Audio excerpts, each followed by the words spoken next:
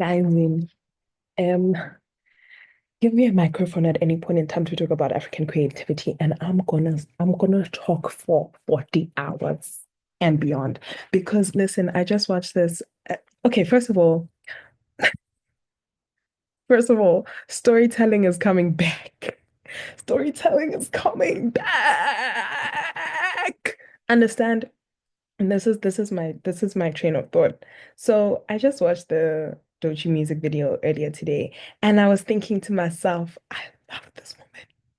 I love her, and I love her for a variety of reasons. But the one that I will cover right now at this present moment is that she cares about world building and intentional artistry. And you can see it, you can feel it. It's just there. I'm there. I don't also know if it's the more I like watch and talk about like culture and breaking the things down, the more I'm like seeing all the intention that goes behind something. Because I'm like, I feel like I watch music videos, but like, was I thinking about the product placement? No, not really. But like now I'm like, okay, Mew Mew. Okay, Mew Mew. I see what's happening here. I see the brand alignment. I see the strategic fashion conversation happening within art and music. You know what I mean? And so I'm like, okay, it's here. But aside from that, like, she took us through a journey through that video, let alone a journey. She also took us through, like, again, intentional storytelling and meaningful storytelling. Because Avi was thinking about anxiety, was thinking about all of these things, and she made the manifestation of anxiety. Like, what are the different things that people say they experience when they feel this? Like, oh my God, I feel like I'm always putting out a fire. It feels like everyone's watching me. Like, all of these things, it's a loop, and I'm like, I'm trying to get out of the loop, but I keep finding myself back in. I'm like, oh my God, anxiety, let go of it. You know what I mean? And she put that in a visual. And at the end, when they were doing the dance break, I'm like, music videos are so back just from this video because I want to watch a music video and be like, oh my God, can I be a creative? Like, and now that I think about it, that's the art I grew up on. That's the art that had me tweaking, being like, I want to make a magazine. That's the art that had me ripping up magazine papers and making the magazine of my favorite ones. I said, okay, I like this, I like that, I like that. Staple, staple, staple is giving hey, English pause. It's giving editor-in-chief, you know what I mean? Like, I've got the glasses for it. Give me the magazine, I'm ready. Um, but yes, that's number one. Number two, um, world building. So I feel like storytelling is gonna have to make a comeback because, you know, AI. We keep talking about AI and the impact of AI. What does this mean? And like, I'm thinking about it because obviously I'm an artist, recently identifying as one, but I'm here nonetheless. I'm not really a newcomer though, but I'm accept it nevertheless. And like, with these things like auto-generative fill where you can like go into Photoshop, be like, remove this, add this, blah, blah, blah. You can literally make anything you want. Like you can make an essay, you can make a poem, you can make an image. Probably you can even make a video, I'm sure. But you can do all of these things without actually having like the technical skills for them. You need the imaginative force. So if you've got the imaginative force down, okay, well, firstly, step one is like we need to work on our imaginative force in this new era, which I actually really, really, really like. I haven't thought about that enough, but T. But my main point that I wanted to come to here is that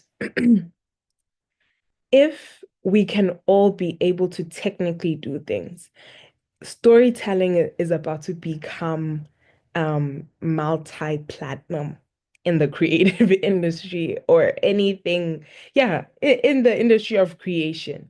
Because when you think about it, ne, nyalo, I can make a brand. I can, I have access to both graphic design. I can do graphic design right now, and I could go to a store right now and print my stuff on there. So quality and storytelling, I think, at least for me, what I think, need to go up more because now it's like if everybody can print something onto a hoodie, what makes your hoodie different? And so then your hoodie now you're gonna make a specific, maybe it doesn't have the pockets, or it's asymmetrical, or it's got the bunny ears, or it's 800 GSM. That's the lowest one. But like, you're like, yeah, my hoodie has weight. Or it's like that hoodie. I have the three-piece hoodie. I said, okay, girl, y'all are really, yeah, y'all are going somewhere. It's like, I'm not just gonna wear a hoodie, I'm gonna wear a hoodie with some kind of level, you know? But like when it comes to the promotion of that, it's like we can all stand in front of do the minimalistic shoot because minimalism is in, but also maximalism is in, but also like like what's it called? Is it subcultures or like niche groups? Like there's a lot of those now where it's like you don't really have. I don't know how to say. It's not that you don't have counterculture, but like it's not as big as it was then, where it was like, oh, you know, you're streetwear and you're punk and you're these, because granted, those things also became mainstream, which also then, kind of dilutes the whole experience. Like we obviously have subcultures within, like we have subcultures within subcultures now. Like you start off as a subculture, then you boom, you become big, and then, you have to further subculture to still maintain that. Like if streetwear goes platinum now, there has to be different groups like of that streetwear so that it's not just the thing that's front and center. Um, Details. My point is, I just watched this music video, not music video. I watched a promotional video of the brand Hadral made a video on what's it called? Yeah, he made a video about the hustling creatives of Joburg. Welcome to Jersey.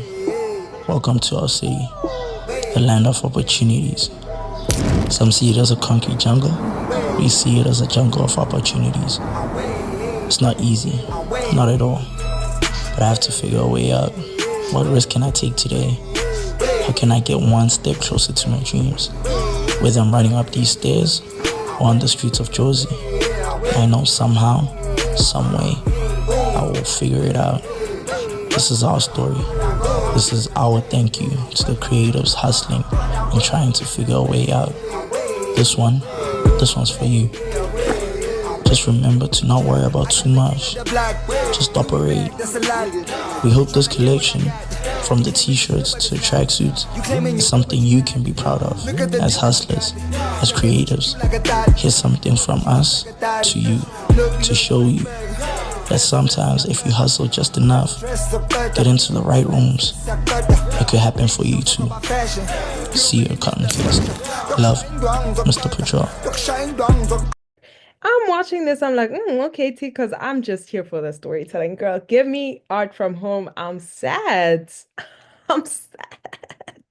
You don't understand. Like, in fact, I'm stood up. I'm giving a standing ovation because I'm so geeked. I love what's going on. I love what's happening. And I think I need to talk about it more often because it genuinely exhilarates me. Like, I'm excited just at the thought of the time that we're in and the opportunities that are ahead, and how people will look at this like 50 years from now, to be like, damn, like the girlies were really out there. They were really push up hundring their creative worlds. And it's like I could have never imagined, like it's hard for me to ever say I could have never imagined, like, for example, like a Swazi girl on a red carpet, because I was envisioning myself. Do you know what I mean? Like I was envisioning myself, but it was like only in my head. And now it's like the dreams were there. The dreams have been there, but like the dreams are getting realized. When we arrived, the dream was realized.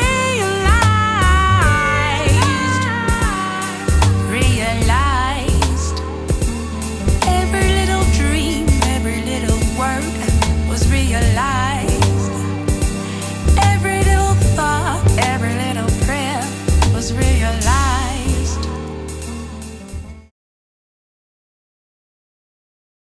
and Africa to the world is genuinely occurring like in a more visible and tangible way.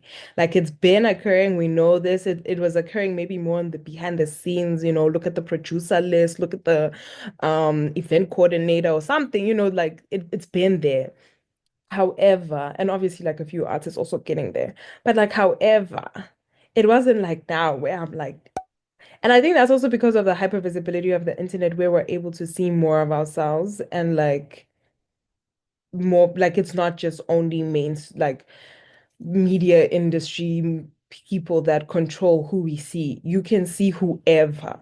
And so I'm there, I'm watching R&B, like what's it, artists from home, and I'm watching spend 10K on it. Skip, she gon' dance like she got my cheek.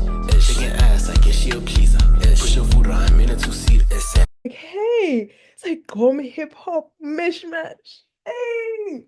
And then I'm there, I'm watching Waffles. I'm watching her on stage. I'm watching the style, but I'm also watching the dance. And I'm like, you see the style? It's giving range. It's giving global influence. But then you look at the dance and you're like, my God, that's home. That's grounded. That's rooted. And then you're like, all of this together, it just I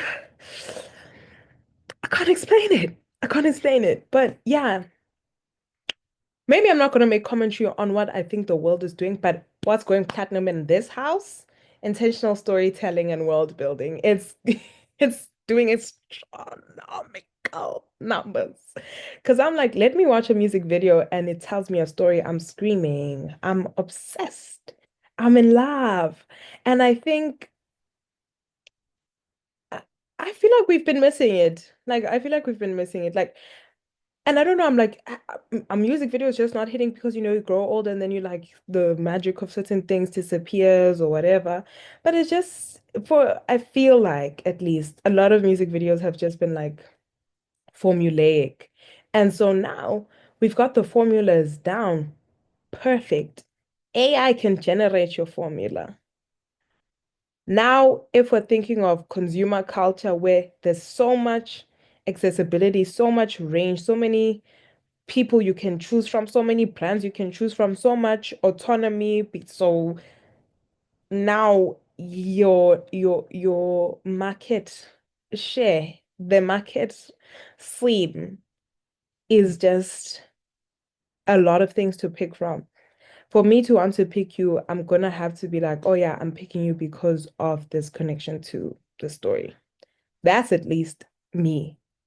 Because that's also how I'm trying to move right now in terms of, we're about to be in that adult world with our own purchasing power. So that power, I want to utilize it. Like I'm buying this for the story, but I'm also buying it for the story I wanted to tell in my life.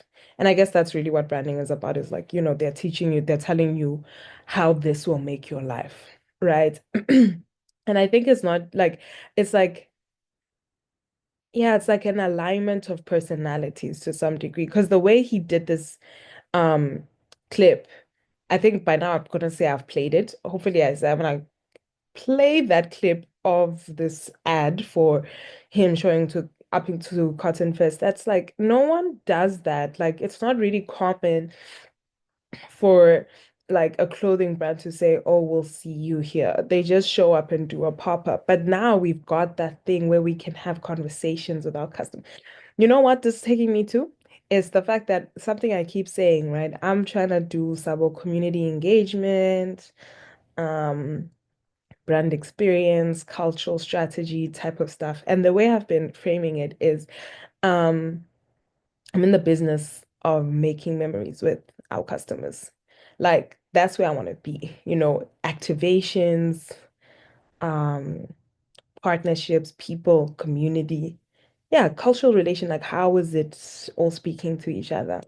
And so for me, when I see things like this, I'm like, you see, we have the opportunity to tell bigger stories.